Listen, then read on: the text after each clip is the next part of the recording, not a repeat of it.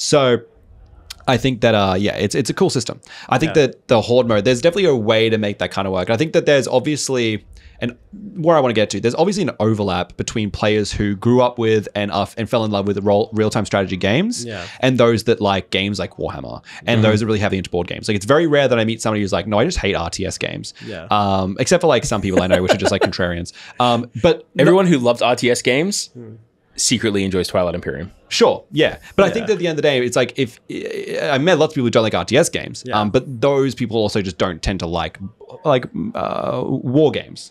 Dude, so have you seen the trailer for the new Kingdom of the Planet of the Apes? Yes. Yeah. You mean Conquest of Godzilla? You mean no, not Conquest Godzilla. No, you mean Planet Literally, of the Apes. No, the you mean movie Planet of the Kingdom Apes? of the Planet of the Apes. What? You mean Planet of the Apes, right? Board games. Sorry, board games. Yeah. All right, this is going to be big. We're going to throw it onto you without any forethought. This whole recording has started off with one idea, and now it's just morphed into having fun with stream of consciousness stuff, which is enjoyable anyway. That's fine. People want to see it. What the people are asking for. How would you turn your favorite like classic video game or piece of media into a tabletop experience? So, something that I've been working on for a while that's been in, like, I've written a lot of it down, but it's still in like I don't want to show people and talk about it yet. Infancy. It's still its infancy. But did you ever play a game on the old PlayStation 2? The old. I mean, it is vintage now. Called War of the Monsters. Oh, yes. No. Okay.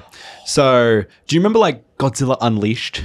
Or Godzilla, Godzilla King of the Monsters, like those kind of games. Anything like Rampage? No. So, okay. First of all, let's take a step back to Rampage then. Okay, let's start with Rampage. So when I was a kid, I had a game on the PS2 called Midway Arcade Treasures. It had all the Rampages on it. It had like 50-something games for arcades. So I played a lot of Rampage. Yeah. I played a lot of Rampage. Rampage 1, 2, and 3. And then they had like a 3D version, which sucked. Anyway, point is War of the Monsters, right? Think Rampage, right? Now instead of a scrolling side scroller, it's an arena battler. Okay? Okay. The arenas are fairly small. There's one very large one, too large for a PS2 to handle, but quite small arenas. But you can destroy buildings, right? But instead of destroying them like window by window, you just destroy the whole building or you don't. So what's it called? It's called War of the Monsters. Pull it up. Connor, Pull that up, Connor. Thank you, Connor. Pull that Producer up. Connor, War of the Monsters. War of the Monsters, right? Bring up like a quiet like trailer of it to show off some gameplay. And the idea was you would destroy buildings and you would get power-ups from buildings, right? Which would give you health back and it would give you energy back. And you use the energy to use your monster's abilities, right? But it was this arena battler and it had a vibe of like old horror movie, like black and white old horror movie like vibe. Yep. Yeah, look at this. And it was literally just a like monster versus monster combat game. Yeah. It was very basic. It was a kaiju combat game. It was super fun. Really fun. I've been working on a game that plays very much like this, right? But it's on a square grid and the buildings also exist on a square grid. But the idea is, the aliens attack, the humans stop them. By destroying the aliens, they drop this like ooze into the ground and the ooze like summons giant monsters, which is quite interesting. So that's quite interesting. Kind of throw it forward. There should be some gameplay. This is like the cinematic stuff, but hang on. We'll throw it forward. It was and there you go. There's like your title screen. There's like you're picking your monsters. I'm just going to go straight through to the gameplay. Yeah, go through to some gameplay. Perfect, Connor. So this is the gameplay. So you would run around in this map and you were like not huge. But you could play as there was like a robot, there was like a praying mantis, there was like a King Kong, there was like a floating brain. Well, it was like a floating eyeball, right? Yeah, it was like a floating eyeball with an electricity body. There was like all these interesting stuff. But yeah, you would run around and you would fight this other monster. It's like it's like a 3D platform brawler. Yeah, and you would pick up cars, you pick up things. It's like a really interesting game where there's a lot of tactics to it because certain things you throw do different things. Like you can pick up destructible environments. For a PS2 game, this game goes so hard, and it ran like pretty well for a PS2 game on every map that wasn't the one that I was talking about earlier. There was like this really big map that just churned it up. The power plant map was always a nightmare. The power plant was a nightmare. It was like the Metropolis thing was called. It was like this really big city with like a huge like center city within it. Anyway, but yeah, just that's interesting. And it was like, blocking, fighting, whatever. But yeah, I've been working on a game like this. But if I could resolve it and get this to a point that I'm really happy with, it's so cool. The buildings can get knocked over. There were power-ups inside them. You pick up health, there's like that red energy would give you like max. That would instantly give you enough energy to use your ultimate. I think he's using his ultimate. Yeah, he used his ultimate just there. And that's the idea. So I'm currently working on Interesting. this. I think King of Tokyo, but more skirmish game. Yeah. Very interesting. Okay. So I did some work with the Queensland State Library. Okay. A couple of years back. They have a game that they've like constantly gone through like building each year called Cardboard Kaiju. Okay. The way it worked was the original thing was like a cooperative game, and then the game ran on AI for the monster, and they basically built a scale model of Brisbane on hexes with using cardboard, right? And the whole thing is the monster moves through the Brisbane and blows up buildings and all that kind of stuff. That's cool. And then I one year I helped them out because I did a game design, like a physical game design and prototyping lesson, or like a couple of weeks of that for workshops, yeah. And that also tied into helping them redesign Cardboard Kaiju. And I turned it into a team v team, or one versus many game where the players had this deck that allowed them to reinforce buildings, to put shields on buildings, to deal damage to the kaiju, and then the kaiju had a deck of special abilities that they could then use as well, and then any damage they would take was taken off the deck's health. Mm-hmm. And then ultimately, when the deck ran out, the kaiju was defeated. Okay. I'm going to go find that and I will send it to you, because Cool. I think there may be something there That can translate to what that I'm you working can translate to what you're working on. on. Yeah, cool. I appreciate that. And it was hex based, and there was mechanics for killing buildings and reinforcing buildings and all that kind of stuff as well. So there might be something there. Yeah. The part that what I want to translate this into, and the thing about the kind of model, I would call it the monetization model, to be fair. Yeah. For my game though, what makes it different to War of the Monsters and isn't just as simple as, oh, you just pick a guy and you fight your other guys, is that each box, right, each starter box would have a board akin to something like Underworlds, where you kind of have a board to put against your opponents. But it would have a board. I haven't resolved what the board's gonna be. I want it just to be that comes with enough board for you both to play on, so you don't need to have two boards. But it's enough board for you both to play on. It comes folded up. It's a nice big cardboard thing. But your kaiju has it's like a nice big resin model, and it has slots in it and magnetized slots in it. It comes with the magnets as well for you to magnetize pieces onto it. And then your upgrade packs give you different arms and weapons. Oh, cool. And the idea is that you have 3 different factions: humans, mutants, and aliens, which come straight from Godzilla. And then your upgrade packs are also human, mutants, and aliens. And then the second wave of monsters is a human mutant and a human alien and alien mutant.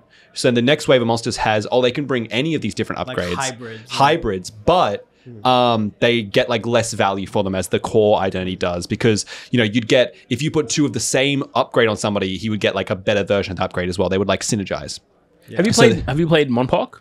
Monster Apocalypse, I think it is. No, from Mantic. I have not played Monster Apocalypse. Should have a look at that. I will. I will have a look also at that. similar. It's a bit more. It's a bit more. It's a different scale. What I'm envisioning from yours is something akin to what do I want to say? It's Privateer Press. Sorry, not Mantic. Oh, I've seen this. I've seen Monster Apocalypse. Yeah, sorry. May have misunderstood what you said. Oh, those models are cool. They've got you have mobs as well as big guys, but yeah, that's cool. Well, I was also looking at mobs because that's interesting too, but I didn't want to get too. I found the mobs maybe a little bit too derivative. So I'm glad there's a game that uses mobs, because I didn't know if I wanted to go in that direction. But I'll check out Monster Apocalypse too, because I've seen this before but never played it. I'm envisioning everything being the same scale as a War Dog in 40K. Yeah. Like the Knight Armor Gears? Yeah, yes. The armigers would be about the size of your monster, yeah. Yeah, that's pretty cool. That's the idea. And then it's the whole selling point of the game is I wanted to make really cool sculpts and show off really cool designs of monsters. And then it's meant to be a little bit campy and fun, and the monsters have a very fun design to them. But then the idea being that you magnetize pieces onto it, and that becomes how you kind of construct your army, essentially. Your construction element is that you're making a different kind of monster. And then the idea is that you fight on an arena board, and what you do is you do there's different mission packs and such, which determine where the buildings are and what kind of buildings are down. And then buildings have a height level, monsters have a height level, and then you can kind of move through or jump over certain buildings with abilities, or you can, if they're low enough of height, you can see over them. If they're high enough, you can't. You can hide behind buildings, stuff like that. That's cool. But then the buildings themselves aren't necessarily 3D models. They are just card. And then what you do is when you've destroyed them, you flip them over and they give you an upgrade. And when you walk onto the upgrade, you take it. And the idea being that you have a certain amount of action economy. And the idea of the game is that it's a pool of dice game. And what it happens is when you pick your chassis, which is going to be known as your monster, that's your chassis. And when you put upgrades on it, they all add dice to your pool. based on what their value is. And then that's your kind of action economy for your game. So they also determine your action economy. And then when you do things, you spend a certain amount of dice on them, akin to something like casting spells in Warhammer Fantasy, like Oldhammer, where basically you go, okay, well, if I want to shoot with my big gun, it has a 6 to 10 dice. So I can spend 6 dice on it, or I can spend 10 dice on it, get even more action out of it. But heavy guns can use more dice. Like would be damage. Exactly. And then you do, and it's a basic D6 system. And then when you run out of dice, your turn is over. And then you'd spend dice to move, you'd spend dice to attack, you'd spend dice to do everything. And when you, so the more dice you have, the more action economy you have, which is really good. Yeah. But stuff that costs more dice to use gives you less dice to spend. Stuff that costs less dice to use gives you more dice to spend, but it's obviously weaker. So that was the idea of what I was going towards with the kind of action economy of the game and the kind of design.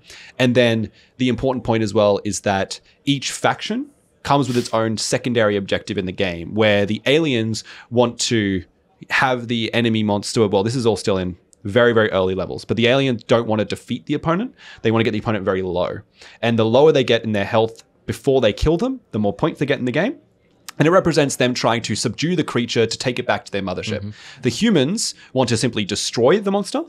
And the mutants, which is the Godzilla Kong faction, want to destroy the buildings. So they're like your 3 secondaries, but each mission pack has its own primary mission. Whether that be like there's a resource pool hidden within one of these buildings and you have to find the building that's correct, that kind of stuff. So yeah, it's interesting. So far, I'm really enjoying it. And I've got some ideas for like your monster takes up a 2x2 space on the grid, but there is space for like a pair of like Jaegers that are each 1x2. And they have 3 upgrades. There are 4 upgrades for your mutant or your character, and they each have 2. So you can kind of split up your stuff and move them around, and that's a human faction option. So there's some interesting flexibility with how your monsters work, but to a point, it's like with a low model count, it actually makes it really good to play in a multiplayer as well. And that's the idea. Yeah. The idea being that you'll always spawn on a corner of the battlefield, so it supports up to 4 players. Sorry, you should look up.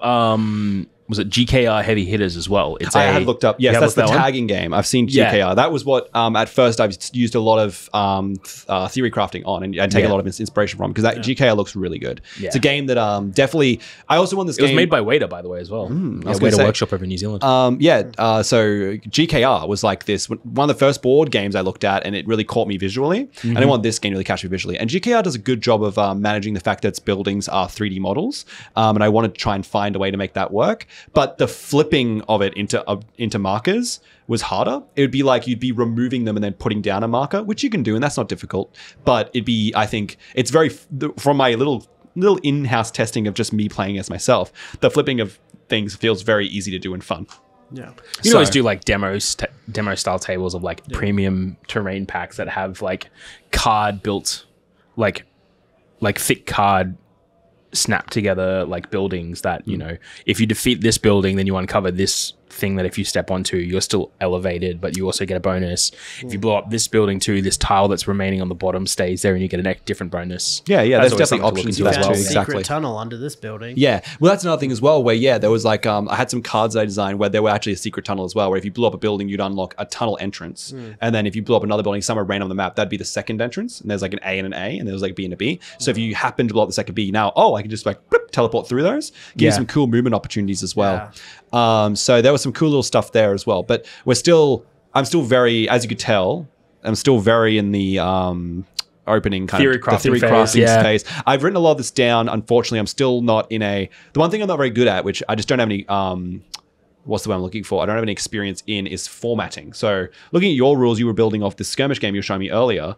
That's like the kind of formatting that I'm not quite very good at. So I got to get better at formatting and find a way to format it. Or I may even send you like a little thing and be like, hey, can you help me format this? Yeah, no worries, man. Send it through. Definitely. I'll build something out for you. What about you, Dylan? What about me? Yeah. I got a lot of things. This man for those that don't know my past, I used to develop board games.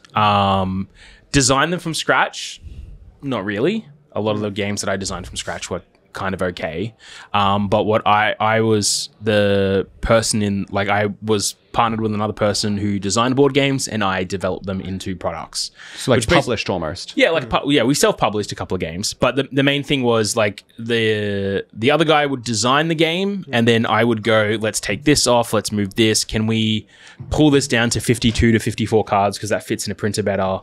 All this kind of stuff, and kind of turn it into a more distilled, succinct product.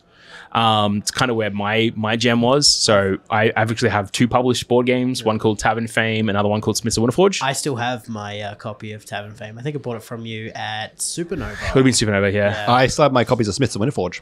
Do not ask me to play Tavern Fame. I will not. I played it way too much at those conventions. Yeah. Smiths of Winterforge, I'm always down for a game. I have not played. I'd be down to play. I thoroughly enjoy Smiths of Winterforge. It's a great game. I kind of slapped Dylan on stream in Smiths of Winterforge, didn't I? Yep. Yep. Ooh. Let's get it. Oh, we should do another stream. Anyway, onto what games would I make? Well, there's kind of 2. There's one that I am working on actively right now, and that's a World of Warcraft miniatures skirmish game that kind of came about from Connor and I brainstorming some stuff. Yeah. That is taking bits of like Star Wars Shatterpoint and Malifaux and a little bit of Warhammer Underworlds. God, I love Malifaux. Yeah, to kind of create this system that's got a lot of like strategic depth without needing you to like really I guess hyperfixate on building. That's the Malifaux on problem. deck building. Yeah.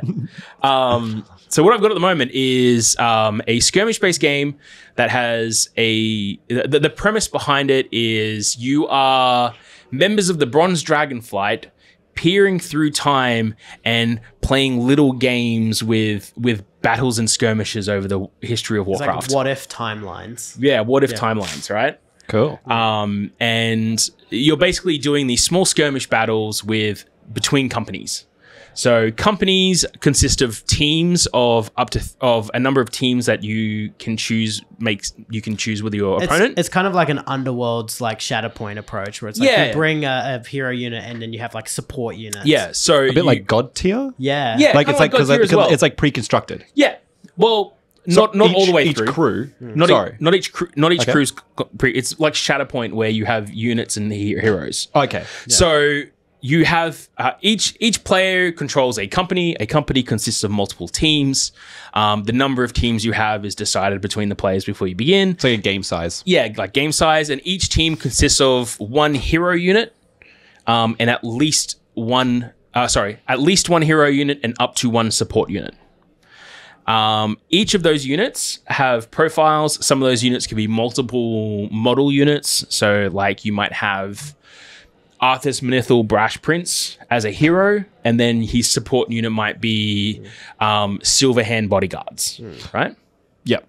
But you can have him without specifically that support unit. Correct. You can mix any support units that match a keyword with that. Okay, right? Cool. So like you Arthas, Arthas's keywords would be like alliance. Arthas Manithal Brash Prince, because there's also Lich King Arthas. Lich King, yes. And Death Knight spoilers.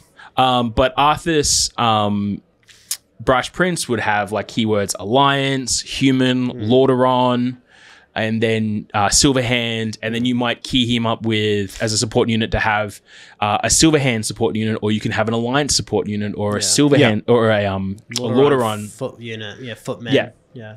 Okay. So and the support unit can have multiple models as well, and there's just 1 unit profile card for each unit. So that you have a very minimal table space. Kind of like Legion as well. Yeah. Legion, for example, is like dual-sided, kind of like Malifaux. Are these just like one-sided? They're just one-sided. Cool. Yeah. So very much like Shatterpoint. It's like Shatterpoint, yeah. And then each of these units also produce, my number at the moment is 7 cards that get added to a central deck of yours. So if you play with like a standard size game of 3 teams, which consists of 2 units in each team, you have 6 units, you have 42 card deck. And each unit's deck is specific to that unit.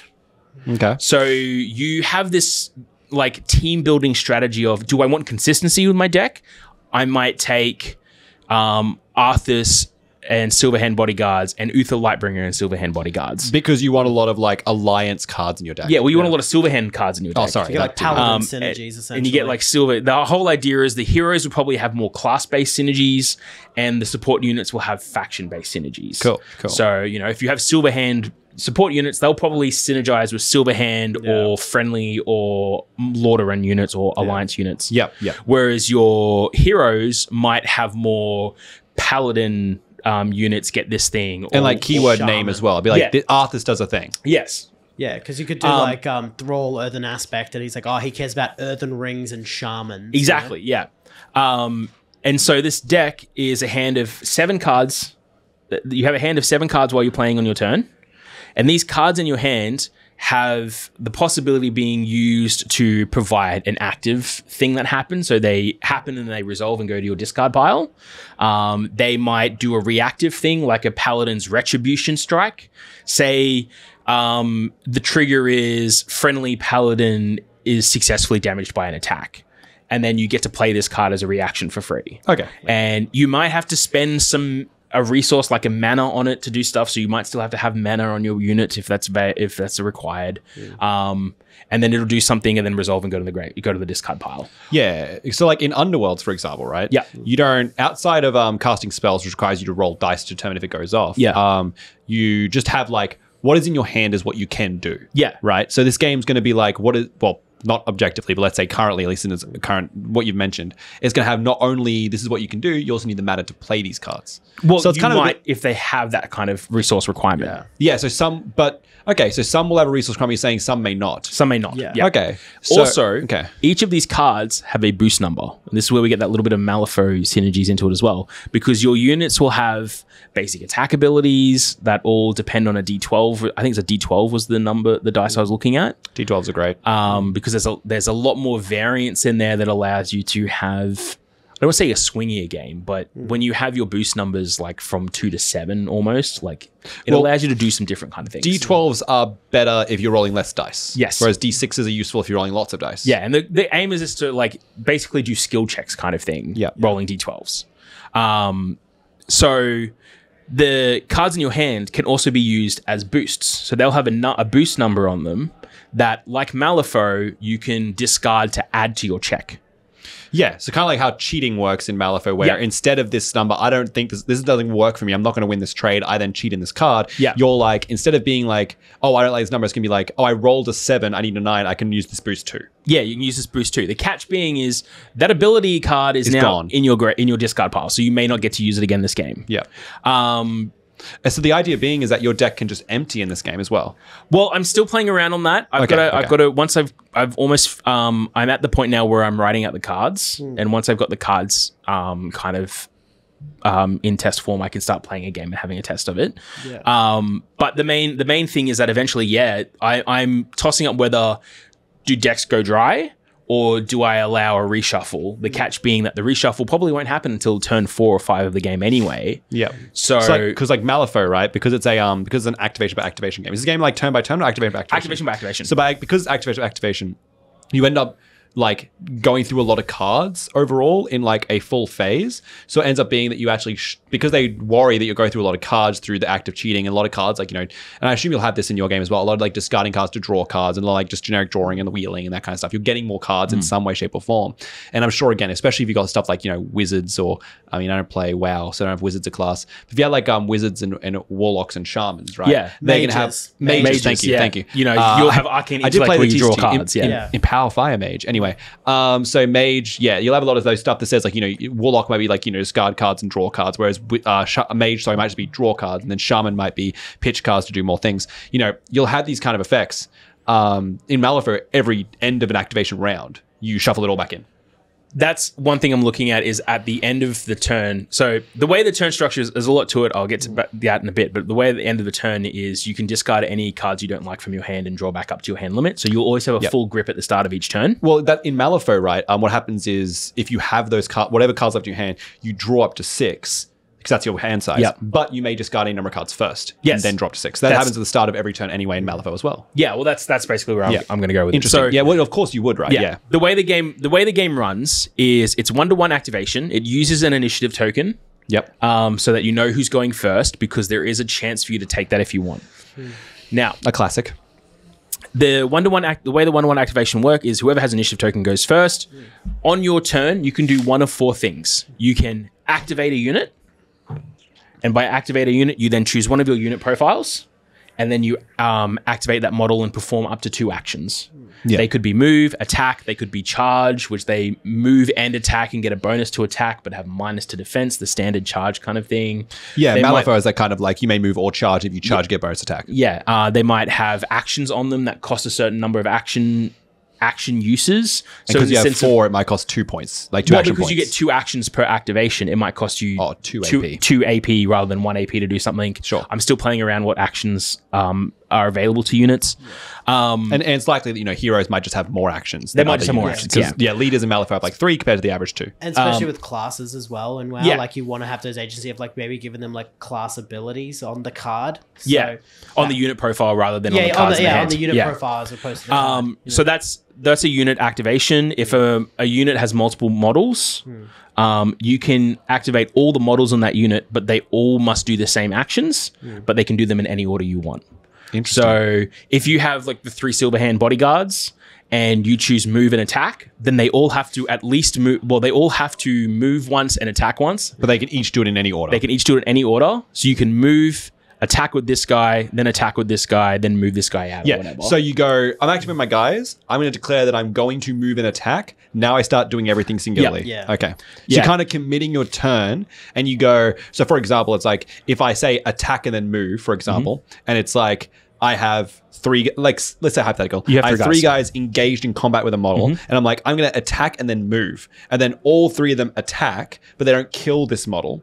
Now that I'm like, well, now moving is not so good because I don't want to just disengage. I've basically, and I'm not saying this is wrong, this is tactical. I've now burnt that action essentially. So Yeah. now I'm like, okay, well, now I just don't want to move because they're stuck in combat still. So instead of saying attack 3 times and then maybe attack again, for example, I thought that would kill. Now I've made that mistake and now I don't have that action. And then Interesting. if you commit to attack and move are your 2 action choices for this one. You might have this guy move, attack. Yes. This guy attack. That killed this guy. This guy can now move. Yep. And then this guy over here might move and attack another yeah. guy. That's so interesting, you yeah. have that kind of tactical freedom, but the catch being is they can only ever move once, attack once. Correct. And more importantly, you're committing to that at the very beginning. You're Yeah. saying this is my turn now and I'm going Because to commit to it. there is the option to attack twice. Yes. But because that's only costs 1 action point to use.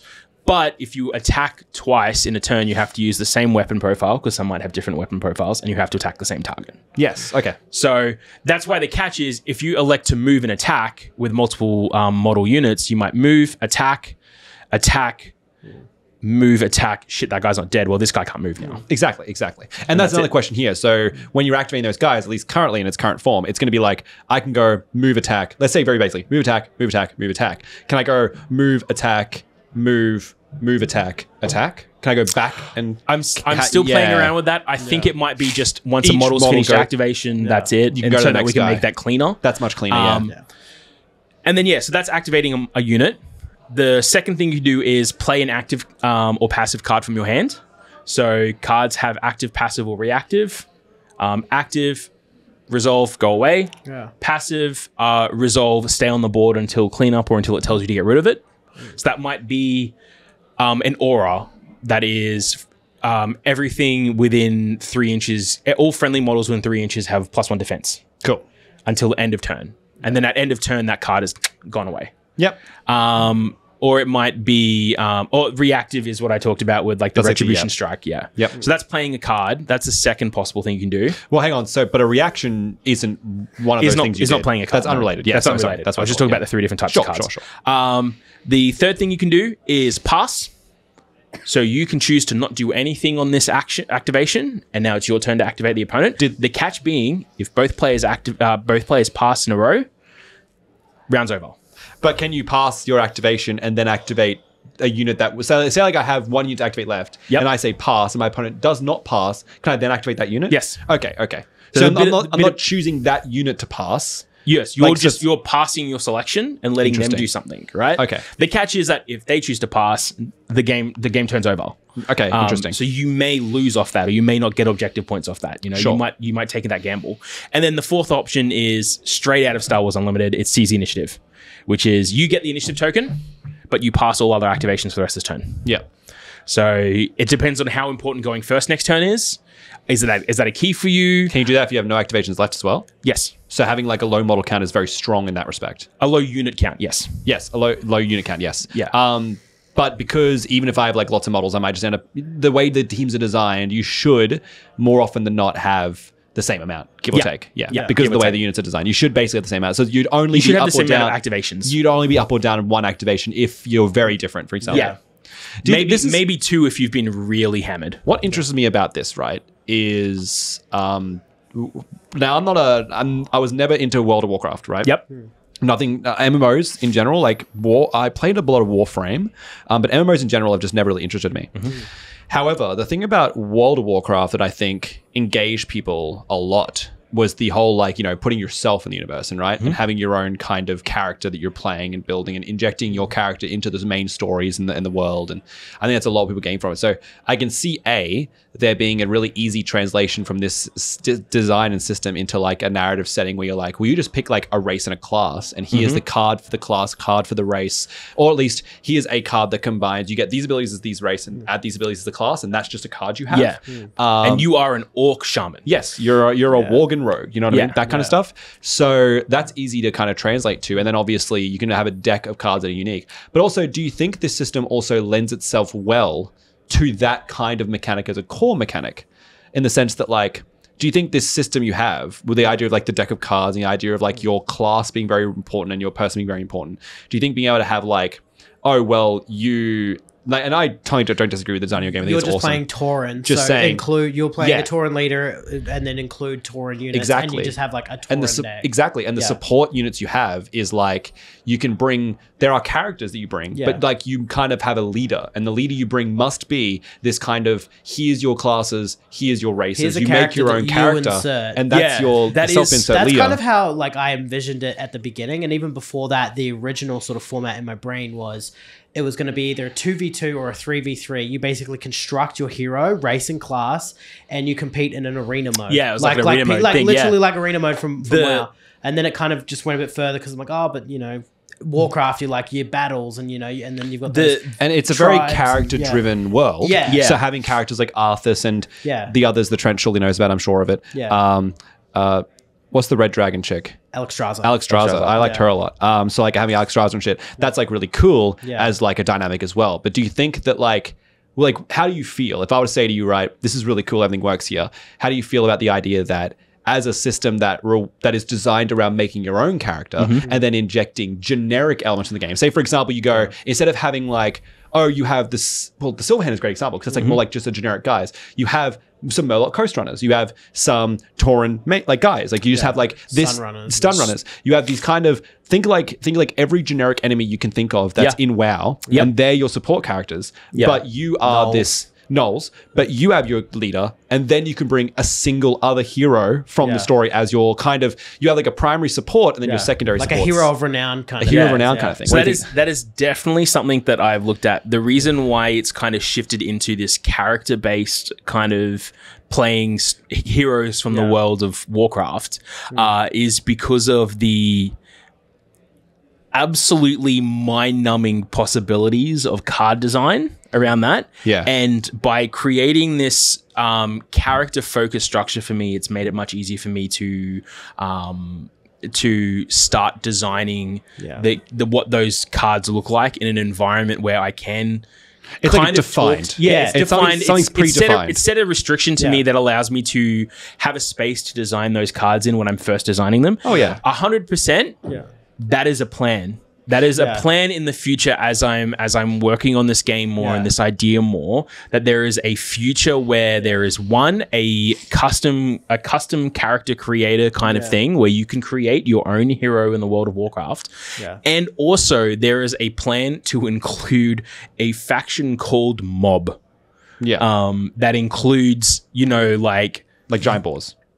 Yeah, and the Gnoll, was it the wanted Hogger Gnoll and Hogger and a whole bunch of Gnoll Rangers and Gnoll Defias Brotherhood and all that sort of stuff. And for those at home who know World of Warcraft, these are all. But the thing is, like with that, like the custom hero thing, it's like if we started from that in the beginning, it's like, all right, well, you have to make a mage.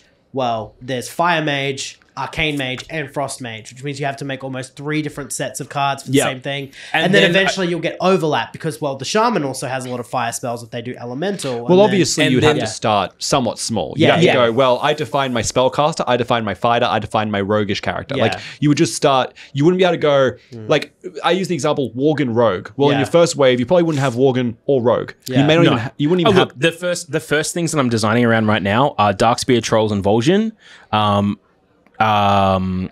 Thrall and Orc fighters, Yeah. like Orc grunts. Yeah. And then the Alliance side is Zug. Arthas and the Silverhand Bodyguards and Bronzebeard and Ironforge Rangers. Or Ironforge, the Mountaineers. Mountaineers, yeah. Yeah. Those are what I'm designing around at the moment. It's Yeah. created a space for me to work ranged spellcaster, melee, Yeah, of course. and build cards around that as well.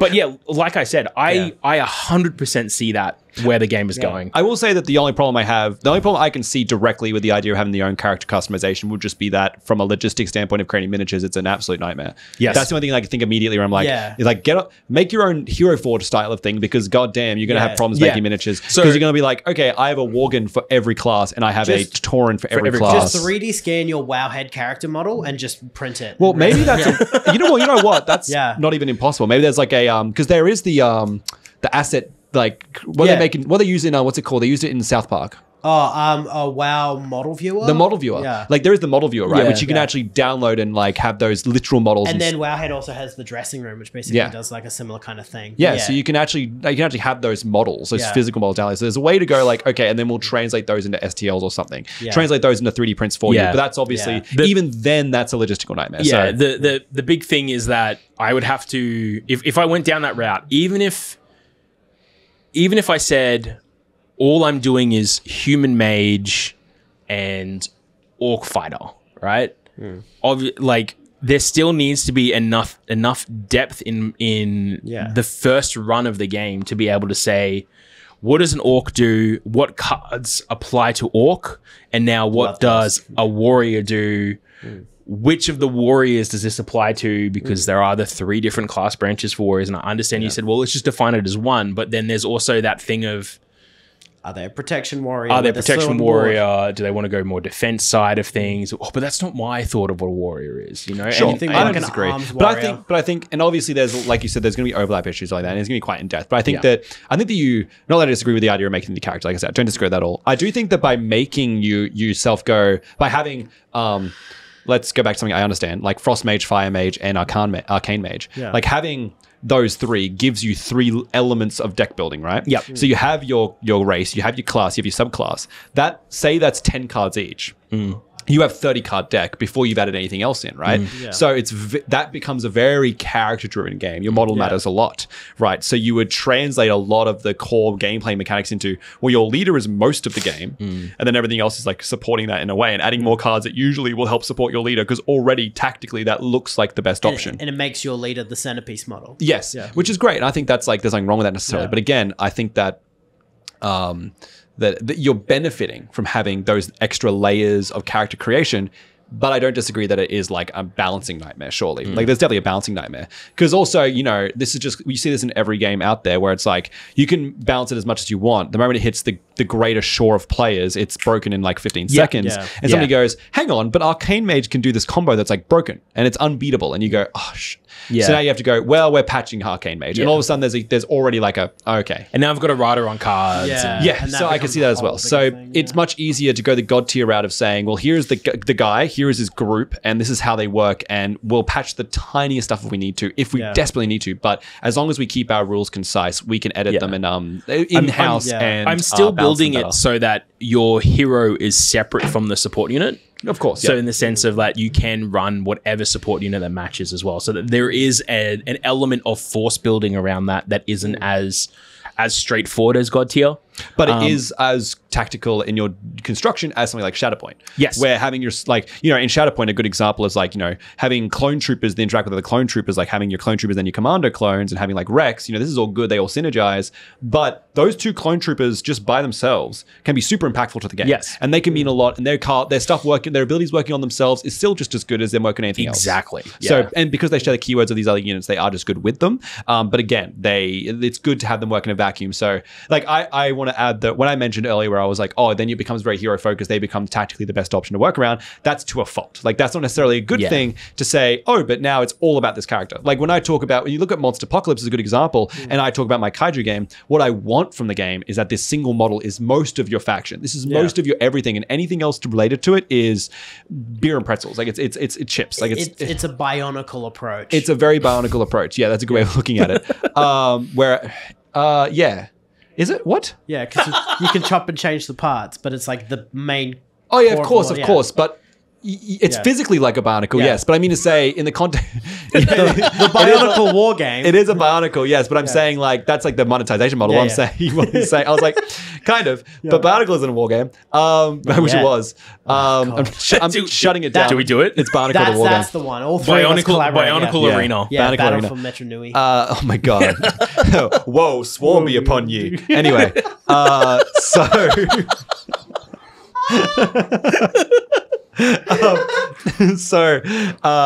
anyway, so I was saying, the game that I'm building is very much like single model oriented. So the game that you're building, you want this to be very like Shatterpoint, where everything matters an extreme amount. Like, your hero is your linchpin. They're going to be doing the most work because they're the most powerful model, akin to having Darth Vader on your team in Shatterpoint. But you know, everyone's really impactful. You got to keep an eye on everyone and everything, and that's why it's such a small size skirmish game to make sure that's really relevant. Yeah, that's very akin to Malifaux, where the leader has more actions and feels very impactful. But as a good example, I play a lot of who's called Zoraida, a Neverborn Bayou character. And while she is so important, it's very hard to interact with her directly. And then all of a sudden, I bring something like the Groot Slang and Bad Juju, and you've got these really big models that are doing a lot around the table, and you have to interact with them. And Silurids are just jumping around, scheming. The Swarm Mother's able to be near them, and if you kill them, she's aggressing on you, so you need to make sure you deal with her first. So I'm giving you a lot of options and saying, none of these say kill Zoraida. And if you kill Zoraida, that's fine. Do what you need to do in the corner of the room. I hide her in the corner of the room. Do what you want to do. Meanwhile, these actual other models are super impactful. Even though that's my leader and does a lot of work in the game,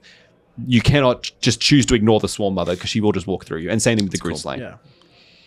So yeah, interesting. It's cool. Yeah. I look forward. I should have something available to playtest in the next couple of weeks. I think I'm at the... Depending on when this video goes live. Depending on when this video goes live. I'm at the point where now I'm drafting cards. I'll check the live doc. Drafting card. Yeah, check the live doc. Yeah. Most of the rules are sorted. Yeah. Most of the 12 pages of the live doc? I don't think I shared it to you. I can send it to you if you want. I don't mind. I'll have a look. All three of us, we're the brain trust in this room. I'd have a look, yeah. I should also say, like, I'm so deep in the Warcraft that I've got the Warcraft 3 board game out there from Fantasy Flight from years ago. Yeah. It's so shit. Like, I cannot describe how terrible of a game that is. But I mean, did you ever play the World of Warcraft TCG?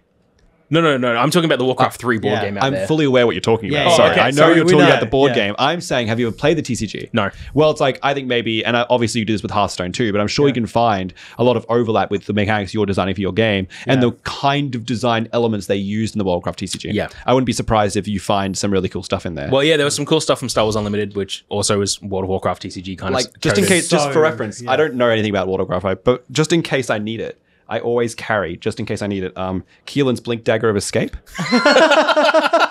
So in case I ever need to get out of a sticky situation, I can just Blink Dagger of Escape out of where I am. Jesus Christ. So just in case. I can't believe you still have that. Yeah, that's just for everyone at home. Oh my God. So I carry that around in my wallet. It's just in case I need it. I can remove my hero from combat and put this back into its owner's hand. Yeah. So quick aside, my mate in New Zealand, he went to a flea market and a guy was selling the Onyxia raid deck, the Ice Crown Citadel raid deck, and 3 of the Heroes of Azeroth starter boxes. And he went up to him and be like, look, mate, I know what this is. Nobody's going to pay $10 a box for it. I'll give you 5. And he's like, no deal. And then my mate started to walk away. He's like, oh, all right. I'll take it. Like, I just want to get rid of them.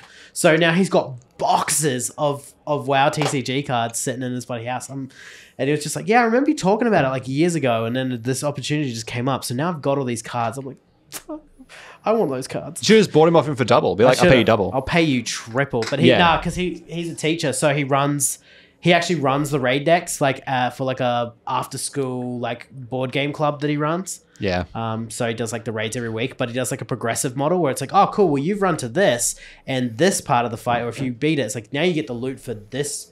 You know, he gives a special cards like this added into this deck. So next week you've got this really special like a weapon if he's playing like the Orc Warrior deck or whatever. It's like, you know what? I'm sure there's a tabletop simulator mod for WoW TCG. Oh, out there is. I've already downloaded it. I will be downloading it. Yeah. And then you go through all the cards there. Yeah. Exactly. Honestly, please. I've got a Totem Shaman build that I've been really wanting to play for like yonks. But yeah, the other game that I was just talking about, the Warcraft 3 board game out there, it is Terrible. RTS as a hex-based board game. It's Yeah. It is horrendously bad of a board game I've ever played. I am going to rewrite the rules for that game. And You're going deep, bro. I'm deep. This guy's a Warcraft chud, man. I love Warcraft. So I'm probably going to go deep on that. Warcraft was the best bad decision that Warhammer ever made. Warcraft was the best bad decision that Warhammer ever made. Correct. Blizzard was working on a Warhammer Fantasy RTS. Yes. And at the very last minute, Games Workshop pulled the license. Yes, that's correct. And then Chris and Metzen Blizzard saved went. us all. Yeah, Chris Metz and Blizzard were like, "Well, we have everything. Yeah.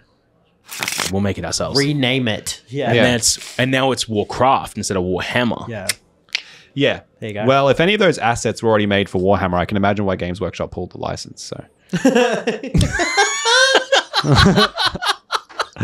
Savage. I was gonna say, speaking of RTS games, there's a channel that I watch, also another Kiwi in the industry, Zorpazorp. Do you know Zorpazorp? Yep. So he's just a great YouTuber. He actually posted a video recently being like, "For the love of God, please save me. Things are not going well for me at home." But he did the huge Helm's Deep thing, didn't he? He worked on the Lord of the Rings. Yeah, he worked on the movies, and he built a lot of the like the 3D sets that they then scaled up.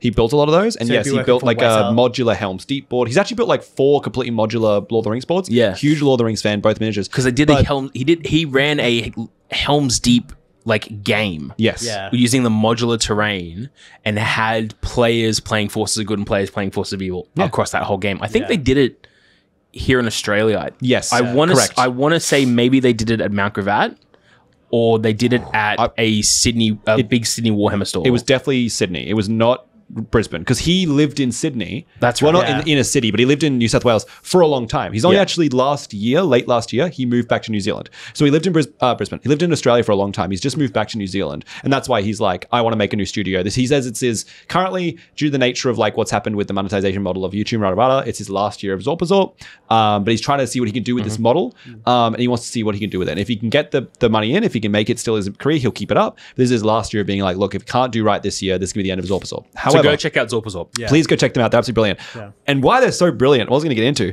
was he took a bunch of the files from Dawn of War, the original Dawn of War, and then he printed most of the buildings from that game and created a rule set for Warhammer 40,000 today that uses the Dawn of War mechanic. So the idea is that you play as the Orcs and the Space Marines currently, and then you have the starting HQs, which you print units out of, and then you have a bunch of units, and he has a whole board of all the different units, and he makes them, and then he has servitors that build buildings, and then over turns they build the buildings, and the buildings can then shit out units every turn.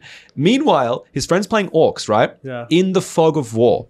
So his friend, on the map of an empty map, next to him has a whiteboard separated from him that he can't see with a flow chart of what he's doing on a whiteboard, writing down everything he's doing.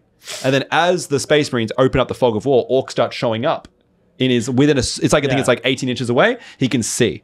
And then at the same level, if it's a level higher, it cuts off vision, just like Dawn of War would. So it's all this really interesting stuff. And he ends up like having to like the Orc kind of push him back, and because they can make vehicles very quickly. There is some more modern stuff, like they like shock jump trackers and such. There's some more modern stuff, but he does have all the old like 4th edition Marines, and he actually magnetized all their weapons, so we can be like, oh, I upgrade the squad with a rocket launcher while they're in the field. And he swaps out their arms mid game, and it's incredible. So and he has a big reinforce, and he has and then he can reinforce single models to them as well. And they have abilities, so like the Assault Marines can't normally move around, but he uses the ability to then jump pack and move his 18 inches or whatever. So it's a very interesting system he's made. And there is on his Discord, which I'm unfortunately not a part of. Again, support him because apparently I don't. But I'm not a part of his Discord. But if I was, I'd get it. There is actually free rules to download to access those Dawn of War rules, which is really cool. Funnily enough, I was just talking to Pat, a regular miniatures guy here who's been with us for a very long time here at Bolt. And he lives at... No. His address. Him and I had this idea like 2 editions ago, 40K, like at the end of 7th, I think it was, to do like a battle royale PUBG style game of 40K that used like 7th edition kill team rules where you just basically pick a unit of so many points and then they all act independently. Yeah. Just thought of it again this today and have started formulating it all together. So we'll probably be playtesting that next week. You know what it's like 40 night, like 40K night. 40K night. Yeah, 40K night. Dawn of War 2 Last Stand mode on the tabletop is really what I did that in 6th edition. Yeah, that would have been horrible. At university. Well, I played the Tyranids as the Horde because I was the only person with more than 2,000 points of an army, and I had like 3.5k of Tyranids at the time. Great. Yeah. And the rule was everyone had to bring an independent character and you could buy war gear. And at the end of each round, you got an amount of points to spend. And then the points you spend, the amount of points that you would have option to spend is how many points of Tyranids I'm bringing in the next round anyway. Well, do you know what Pat and Kurt are doing tonight? Yeah, they're doing the Horde mode for 10th edition. They've done a couple of those, haven't they? Played a bunch of them now. And I'll be joining Kurt for a game coming up next week. And... No, not this week, actually. Sometime this week, sorry. Playing it with Kurt as well, testing it out. But yeah, it's like an actual official Horde mode, which has like really, really fluid rules for summoning tons of units. If you just take that Horde mode and then you just translate out all of the list building and then go like independent character, here's like upgrades and stuff you can get. Buy and extra have, like, wounds. Buy extra wounds, buy extra, like, add ballistic skill, keep yourself exploding sixes, that kind of stuff. You can make something really cool. Treat it like a crusade almost. You could do some really cool stuff. You do in one sitting kind of thing. Yeah, exactly. You could do that. That'd be really cool. What I will say is that by the nature of, and I'm sure you noticed this within the ones you designed, by the nature of Horde modes, you more often lose than win. Yeah. Because by nature, they kind of overwhelm you. So you'd have to find a way. Exponential. Yeah. Yes, exactly. And that happens with this one, which is its design. But and especially if you're playing with single characters, you'd have to really gate what's happening. That's what we originally did. You gain 10% of the total swarm that you killed. So if we played everyone, by putting everyone together, it was like 500 points, then I bought 500 points. Yeah. And then at the end of that, they got 50 points to spend amongst themselves, which then meant I had 550. And then next round was 55 points to spend. And then it kept going on like that. And the exponential really broke us. Yeah. So that's when I think we did one game before we stopped doing it because people graduated from university. It happens, surprisingly.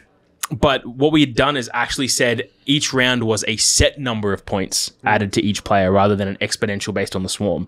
So like if you had four people, everyone would got an extra 10 points to spend this turn. You can use them this round or you can bank them for later. And then I would get, if there's 4 players, I would just get an extra 40 points added to my army. Okay. And then the next round was another 10 points.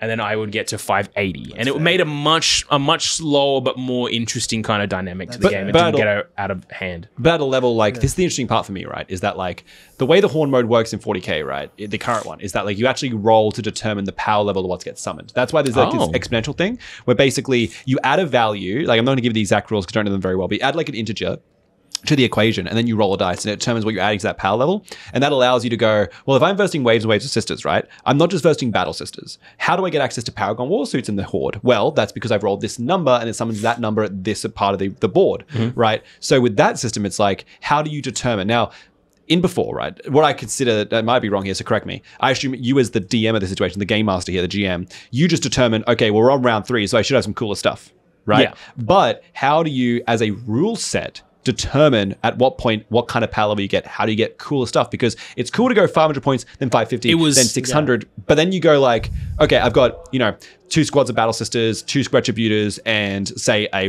sister repentia, and then a whatever it's called, the walking guy, the sentinel thing. You've got that, and then you go, when I played that again, but I add another repentia squad, which is okay, and then we do that again, but I add another unit. It's like you're hitting a repetition now. Well, yeah. What happened was it was a new list build every time. Yes. So it was like I I was a very big nerd, so I knew what my points cost It were. was. And I had a rough idea of how much my points cost for each of my different things. There was a point where we reached like, oh, now Dylan's bringing 750 points worth of guys. Well, I know that 200 points is this Carnifex build, and then I've got this other thing added in here, and then I can fill it out with X amount of termagants, because I know a termagant is like 10 points a model or whatever. So I fill that out. Yeah, of course, that's right. and that's how I did that. It wasn't necessarily of you're versing termagants and now I just add 50 points to that squad of termagants. It was you finish that wave, cool. Now I look at this much points and I take from my list of things. Of course. And I'm not saying like it doesn't have to be like straight additive, but even if I go like, okay, because I have this many points, I drop the Repentia squad and I drop a Retributor squad and I put in a like a nun tank, right? For example, like a castigator or an immolator. And I go, this is a different list. Because I've added this new thing, I've taken out some other stuff, and I know that that's not exactly resetting the entire thing. And I understand that to a level, but you know, even if you're resetting the list, you're still going in the first time. You're like, I have X amount of termagants, I now have Y amount of termagants. You know, there's like a repetition level, and I think that, like I said at the beginning, and this is why I think I was correct here, which is that there's a nuance to your list building where you went, oh no, I fully understand what I was doing because I was designing this whole thing. So I went with all of that fundamental understanding. I can make these really interesting. In that build, it definitely had a DM aspect to it. Whereas Whereas this definitely has a kind of AI generation where you have your friends playing. And the idea being that you can join the fun as the GM and be one of the players, because this is a totally AI situation. I still had fun. Right. Oh, well, of course you would. And I would have fun We also too. had revive rules and all that kind of stuff as Yeah, well. So there was a whole... Look out, sir, for your mate. We actually based it off Dawn of War... Was it Dawn of War 2 Reds? Arena Last stand mode. That's what Connor was opening with. Yeah. That's what Connor opened the conversation with. Like, I agree. Don't we, like, no, 100%, that's fine. I don't think your system was bad. That's not all I'm saying. What I'm saying is that your system required you to have a nuanced understanding of the system you developed. Yes. Right? Yeah. But what I'm saying is that, and when I say fun, I don't mean like literal enjoyment. What I mean is, if the fun is determined by playing the game is being a character in the last stand. Yeah. The AI element, that's not playing the game, that's running the game. And you having fun running the game, that's your own definition of fun. Lots of people may not have fun running the game, especially if they didn't make the rule set. If you're making it would be the same problem as basically a forever DM kind of thing. Exactly, There's always one friend in a group that is usually running games. But that's because that person loves running games. That's what they get out of the game. But if I were to say that I'm playing D&D, that would be wrong. Like as the perma DM, that would be not necessarily correct, because I'm saying I'm implying that I'm not running the game. I'm playing the game. This is the same thing. I'm with you. So I'm picking up what you put down. What I'm saying is, like, the system for the AI, or the system that the rules that they've created, allows you to jump in as one of the characters. Well, in this mode, obviously, you bring a small force. So you bring 1,000 points of models, and you verse this enemy AI, and your friend brings 1,000 points too, and you verse the enemy AI, and they go up to 4,000, 5,000 points. You got to bring a few models. It's a real horde. But the point being is that even if we're scaling down to last stand levels, you can be that crisis battlesuit commander that you put in there. Best part of last stand, by the way. You can be the crisis commander that sits there and still have this GM element. But if you're the GM deciding all of these things, it could be a little bit not deceptive, but I guess it could kind of ruin the fun for some people, including yourself, if you're also designing the enemies and playing in it. And then there's also this, just by definition, some level of bias where it's like, you know what's coming. So it's I kind of like, I'm going to take a page out of Warcry here, because they have the Savage Seraphon, and I love that system where it's like you roll the dice and then you have that value of points determines, like, on a table, like what units you can bring. So like Skinks are all worth 1, some Saurus are worth 1, or if you have like 2, you get to bring, you know, like a Temple Guard or something like that. And it's like, what, the player who doesn't have the initiative determines what the points go into? Yeah. I think it's that, And then you could do something like that and kind of modify it and be like, all right, well, if I've, you know, for each player that's playing a hero, you know, they roll a D6, and then you have, like, say across, like, you know, 4 players, you manage to get like 12 points. It's like, okay, well, 2 points is going to determine like a squad of like 10 Termagants or something like that. Or like, you know, even smaller than that, go like 5 and then just work your way up. So in the Rat Hunters narrative campaign for Warcry, they have a D3 table for the Skaven, the Vermintide. You roll on the table and it determines their actions depending on whether they are nearer to an enemy model or if they're far away. So I feel like you could easily port something like that into a 40k last stand mode if you're playing, you know, like orcs, Tyranids. Yeah. Or Well, like, I should say that in the last stand mode that I created, this was back in 6th edition. I think actually no, it was 5th edition. Yeah. Where synaptic behavior existed, which meant that you could essentially just you could just run them on mindless anyway, as if they just weren't on snaps. because everything had feed or they had stalk, which meant they shot the nearest thing they could see anyway. So And to add as well, like you should check this 40k horde mode because there does have like a table of how they interact. So like it is a it's a pseudo fully AI system. Yeah. The only thing that I have an issue with the Savage Seraphon and the rats though is that this kind of hits a like, especially when it's all players, is that you hit like a you were talking about earlier having like points values where you each roll dice and you determine what gets summoned. Well, you hit like a Dark Souls the board game problem where it's like always correct, do the worst thing for your AIs possible. Like always give them, whenever you have control, you always give them the worst thing possible. That's why the horde mode 40k has like the dice rolling that determines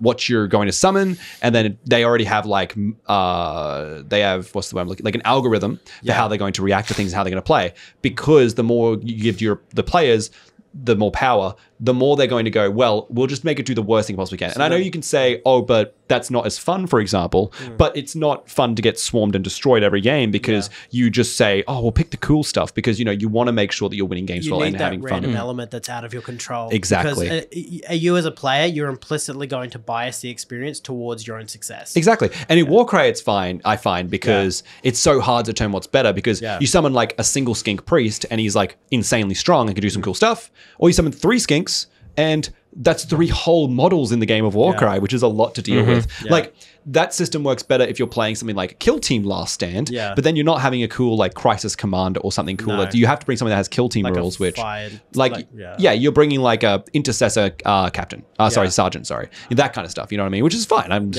like Space Marine Captain is a cool model, but like you know, you're bringing those kind of models. So it's like Necron Overlord isn't an option for you, for example. So I think that, it's a cool system. I think that the Horde mode, there's definitely a way to make that kind of work. I think that there's obviously, and where I want to get to, there's obviously an overlap between players who grew up with and fell in love with real-time strategy games and those that like games like Warhammer and those that really heavily into board games. Like, it's very rare that I meet somebody who's like, no, I just hate RTS games.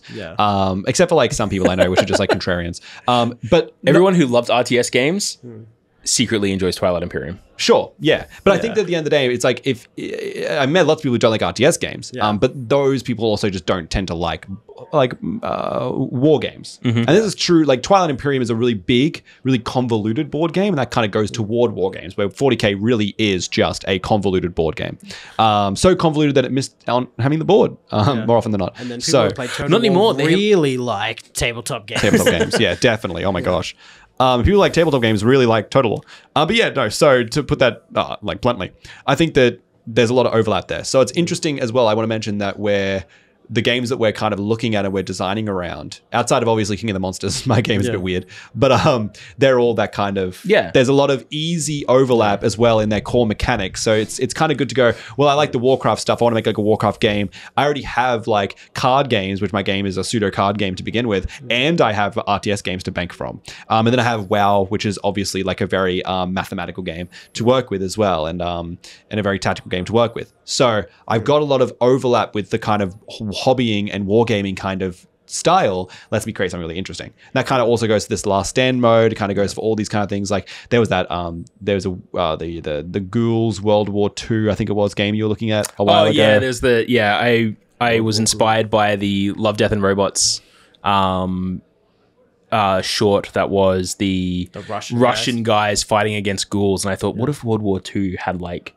the undead as a faction to play? And so it was like this bolt action style game that was also like arcane. I think I called it like Final War or something. Yeah, I remember that. I have used the formatting of how I was building those rules to help build the formatting for WoW. So for the WoW skirmish games, it kind of works. I love Death and Robots because it just feels like a bunch of like sizzle reels for what could be their own shows. Yeah, just like a few of them are Blur Studios. Yeah. Well, actually, the guy that kind of built out Love, Death and Robots for Netflix is the ex animation head for Blur Studios, which is responsible for some of the most amazing EA trailers, cinematic trailers ever. Anything from the Old Republic or Knights of the Old Republic, like cinematics, it was all them. That's Blur, and it is Mwah. I do like that we've gone like full sandwich mode. We've gone like full circle. We started with conversation about like movies and cinematic universes, and now we've gone back to this movies and Let me just cinematic universes. Let me get real comfortable then. Bring it all the way back to the start. yeah How would you build a Planet of the Apes game? Planet of the Apes game. Yeah. So That's what interesting. What style of game would you build it? Would you build it as a board game? Would you build it as a minis game? Would you build it as a card game? No, I feel like a role playing game is probably the best way to go, right? Like I feel like a role playing game would be the best way to go, and you'd have two. It's like akin to the Powered by the Apocalypse Avatar game, where you have settings. So you'd be able to go, okay, well, what if you want to play as apes within the setting of the Planet of the Apes? Or you want to play as apes within the setting of the Rise of the Planet of the Apes. Oh, so or you have the want time frames. Or you want to play as humans in both those eras, right? Oh, yeah, and then the humans, like maybe playing humans in the Rise of the Planet of the Apes would just be like suburbia. But like, I feel like maybe if you're playing in like the Dawn or the War era of humans, right? Or even now with Kingdom, how you're playing as the humans in that like kind of rule. Well, don't forget that there's also the big infection issue. Yes, of course. So, right? So that also if you're playing as humans during the Rise of the Planet of the Apes era, you have Alzheimer's infection possibilities going around. So, well, I'd also try to be careful around like the words Alzheimer's infection in like 2 sentences as well. Yeah, just to make what I mean is that was the whole virus in. Okay, so for those that don't know the Rise of the Planet of the Apes, the virus that gave the apes intelligence and also caused humans to regress was meant to be a cure for Alzheimer's. Correct. Which became an infection that regressed memory and thought patterns. Yes, and also, but I think most importantly, it just like killed many people that it infected. killed a lot of people too. It killed most people that infected, even like because it just like high mortality rate. Yeah, it had a high mortality rate because it just regressed you down to nothing. Your brain just deteriorated to nothing. So it was also just like it was also very lethal. Yeah. And for those who it didn't kill, it impacted very heavily. And more importantly, though most of the people who didn't kill, they were immune to by definition. Just but through they had that like a certain blood type, if I remember correctly. Yeah. It was a basic movie logic of like a certain blood type just wasn't affected by this pathogen. So and those ended up being the survivors in Dawn. Correct. As we go back to trying to understand the names. Yeah, the names. So Dawn is a very weird name for the second movie. You think it'd be Dawn, then Rise, then War, by the way. Yeah. You think that's what it'd be? But I don't think necessarily when Rise came out, they were committed to a cinematic universe. I think they just wanted to give the context of Planet of the Apes. And also, there was a lot of Civil War kind of element in the second one. So maybe that should have been War as well. Yeah. Possibly, yeah. God. But I think Rise, it's hard to go Dawn, War, Rise. That's hard. Yeah. But maybe, because war and then you rise up from the ashes. I don't know. Look. Yeah. Anyway. The apes are taking over now and there's very minimal humans left. So now the apes are truly rising up to take over the planet. Oh. Yeah, for sure that's what I would do. I think that if you go like skirmish game or war game, you're looking at it from a very first layer perspective, and I think you're not giving it the credit it deserves. I think the universe is interesting enough to determine that as like a really smart way of doing things. I think, it's like that's somebody who's looked at the Planet of the Apes and gone, apes riding horses with spears, humans with guns. That's easy to make into like war, like rules. Like it's so surface level. Yeah, it's very visual. It's definitely 1980s Citadel. Yeah, it's very nice. It's very like surface layer, and it's very easy. And I think that you're not committed to the setting. But so I experiencing think that setting as a character, you really dive into it. Yeah, I think that's great. I think RPG setting really strong. Also, how many RPG settings does you go like? How many RPG settings do that? Yeah, Paleomythic does. But how many RPG settings let you do that? That's what you want. Well, we're still waiting on that game, Connor. Yeah. But that's what. That's always something I've been really interested in an RPG setting too, where you have language barriers. Yeah, like I've always. I'm kind of annoyed that I didn't do it because I had a lot of fun playing the Basilisk in our Star Wars game. But I've always had this standing thing of if I'm ever playing in a Star Wars RPG game, as annoying as I am, as it would be as a player, I am going to create a Wookiee and not tell anyone. Yeah. What you're saying. Exactly that I'm a Wookiee. I'm going to say that, I'm a ranger or whatever. I have this career, this specialization. Here's my obligations, all that kind of stuff. But I won't tell anyone I'm a Wookiee until we sit down at the table. And the question will be, can anyone understand Shurok? And the answer is no. I'm going to spend the entire game making Wookiee noises and have them roll like sense motive checks. You know what the problem is, right? I'm going to play a droid and you're going to be like, does anyone understand Shurok? And I'm like, I have the entire language down there. And you're going to be like, no, you don't, Trent. Okay, listen to me. All right, whatever. No, you're ruining my fun. Dude, listen. My immersion. No, Trent, that's fine. That's Trent, you fine. understand there's a bit I'm doing here. That's absolutely fine. Because then what I'm going to do, Trent, is I'm going to send you a message of what I mean every time. And then you need to translate that. I'll be like, I'll be like, this was my mistake to make.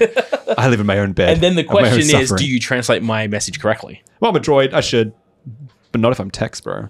He'll do what he wants. So I'll sell you to as, the as Imperium, annoying bro.